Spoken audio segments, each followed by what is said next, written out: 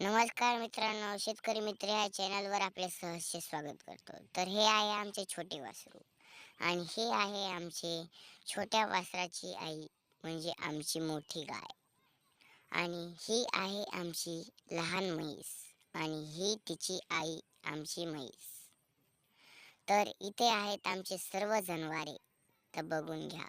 हा आहे आमचा पाकऱ्या नावाचा बैल आणि हा आहे आमचा सुकऱ्या नावाचा बैल.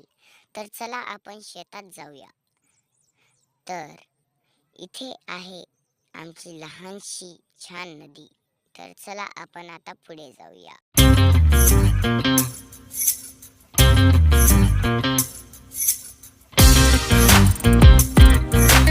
तर हा आहे आमचा लहान आंबा.